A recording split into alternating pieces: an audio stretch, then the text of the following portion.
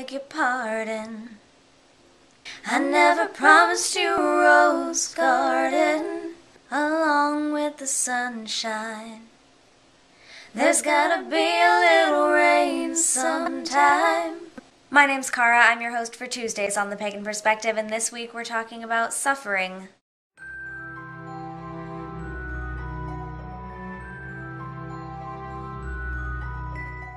This week's topic comes from 76 Thurs, and it is on pain and suffering in belief. The text, of course, will be in the description, but they wanted to know about our opinions of good and evil in the world, suffering, what good it does, why it exists, things like that. They say that when they discuss religion with people, they find that a lot of people who don't have religious beliefs feel that if there was a God, they would not allow pain and hardship in the world. They say, the questioner says it's their understanding that much pain and suffering happen to increase spiritual growth. And then they ask, why do some people seem to have it easier than others? There are just some people who seem to have a lot of bad things to deal with, and some people seem to have things so easy even though they don't even try. Things just happen for them that don't happen for other people who are good people, and why shouldn't good things happen for them? So they just want to know our opinion on all of these things. So first of all, whenever we think about a topic like this, I think of that song. Because the gods didn't promise us a rose garden. No one ever said life was going to be easy, that it was just going to be handed to us, that we weren't going to have to work for it. And I find it hilarious that I also wanted to reference an old post of Priest Christopher's on his blog, and in my comment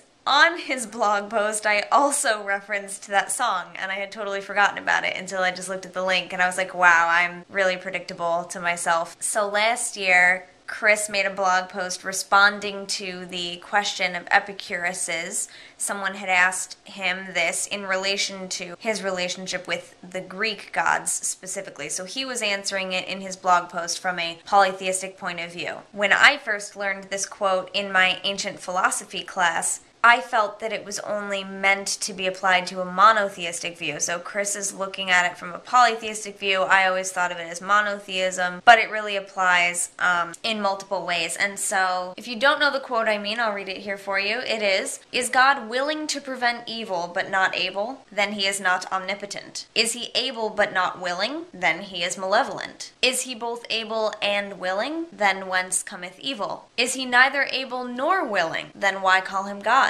And when I first heard that in my ancient philosophy course, I loved it. And then when Chris did this post, I thought it was really great. And he talks about how the gods never did promise us a rose garden. They never promised that there wouldn't be any evil in the world. And there are various different thoughts and schools of thought about why evil does exist in the world. As our questioner mentioned, it's their understanding that pain and suffering happen to increase spiritual growth. I wish I had been more a part of this, but I know that when I was in undergrad, there was a class in the religious studies department that I did not take, and it was about suffering and what good it does. And one of my acquaintances, someone that I sort of saw periodically, but not a really close friend of mine, was doing their final paper on that subject, and it sounded really interesting. And if I had been a little bit more in touch with them and knew what they were researching on and all of that, then I would have a lot more to say on that subject. But yeah, there are a lot of different reasons why suffering exists as part of religious and spiritual paths, because it does challenge us, and it, you know, if things came easily, they wouldn't mean as much. And so there's also definitely this aspect of, if something means so much to you, then you're willing to fight for it, you're willing to sacrifice for it, you're willing to suffer for it. Also, while I was getting ready to do this video just now, I was looking through my Facebook newsfeed because I was checking things. One of my friends had posted a status about, you know, not to get into a religious debate, but if this is the belief that some people have about how God, you know, does all these good things or whatever, if that's true and this is true, then doesn't that mean that God is really malevolent in a way because this bad thing happened? And a friend of theirs commented and was trying to explain that in their belief, the difference was that God did not make that bad thing happen. God did not cause that bad thing. God simply allowed that bad thing to happen. He said he didn't make it happen, he let it happen. And my friend was like, I'm sorry, I don't really understand. Could you please explain that more? I don't mean to make you mad, but can you please just tell me what that means? And the person said, basically, let me put it this way, God gave us free will because he wanted us to love him freely and not be forced by divine influence to love him. So he gave us free will. So God did not create sin. Sin just happened to come into the world and he let it. So sin is really the cause of evil. God is not the cause of evil. God just allows it to happen. That was this person's reasoning. And to me, it didn't make a whole lot much more sense. 'Cause I'm like, okay, so God didn't make this bad thing happen, but he allowed it to happen.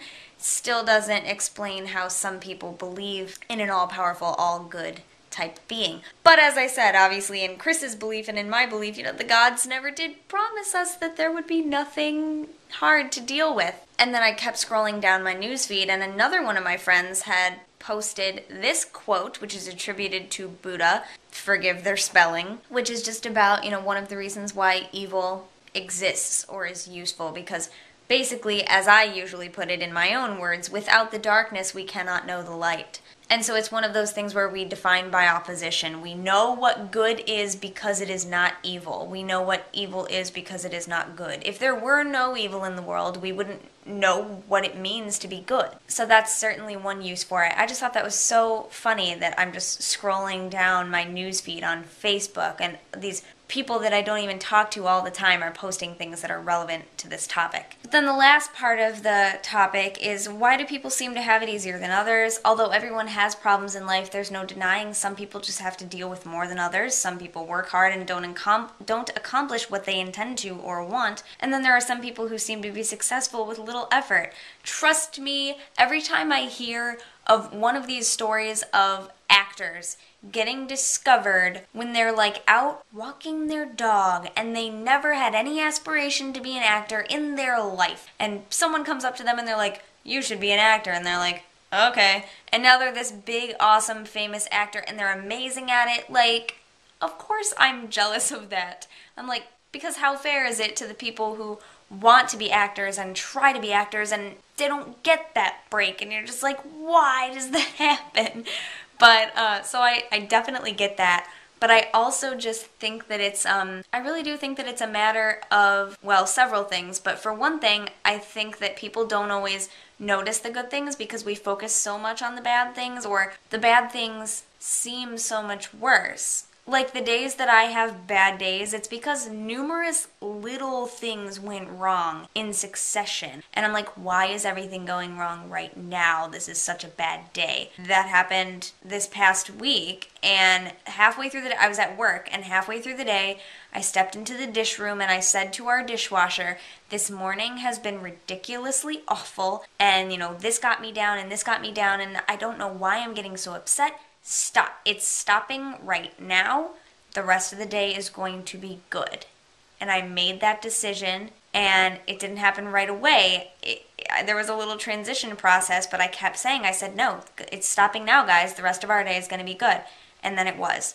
So I certainly do think that it's a lot of how you see it and what you see and what you allow yourself to see, if that makes sense. If you're only focusing on the bad things, that's all you get to see. And I also think, on another hand, that it has to do with having realistic goals and things like that, because maybe some people don't accomplish what they intend to or what they want to because what they think they want isn't really what they want, or isn't really what they're going for, or sometimes people want to accomplish things that are just really unrealistic for them. That sounds really negative, I get that, because some people accomplish really seemingly impossible things, and it's great. But I do believe that some things are just really unrealistic for certain people. Now, granted, if you really, really want something, I believe that you can do it. That's it. But I don't know, yeah, I think it's partly a matter of, maybe... Because I've thought in the past that I really wanted things, and then it turned out later that really wasn't what I wanted, or it wouldn't have been the best outcome for me. So I believe that, even though I really wanted it at that time, in retrospect is 2020, I can see how that would not have been the best outcome for me, so I'm glad that it didn't happen at that time. So maybe it's something like that too. And then the people who seem to be successful with little effort, yeah, like the actors just randomly getting discovered on the street, things like that. We don't know what other hardships those people have gone through, though, because again, we're only seeing the good things. We're only seeing part of the whole picture. Everyone, though, everyone has really good things in their life and really bad things in their life. So I do believe it absolutely has to do with what lens you're seeing it through, how honest you're being with yourself about what you want and what you're going to accomplish, and just this time in your life. Maybe things aren't happening right now, maybe they'll happen later. And then, this also is not a personal belief of mine, but I wanted to mention it because I know some other people who have this belief. Some people believe that the things that you do in this lifetime don't necessarily have to be reciprocated in this lifetime. They believe that things carry over or roll over through multiple lifetimes.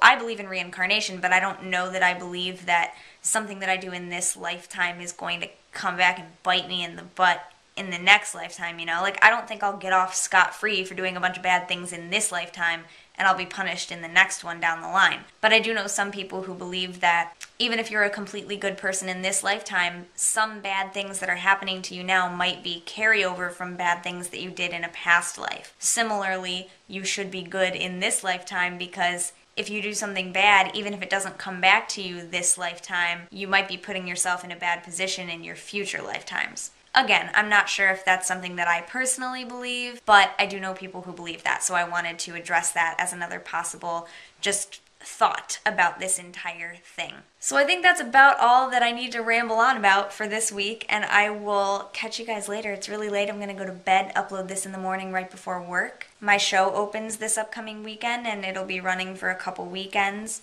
the play that I'm in currently.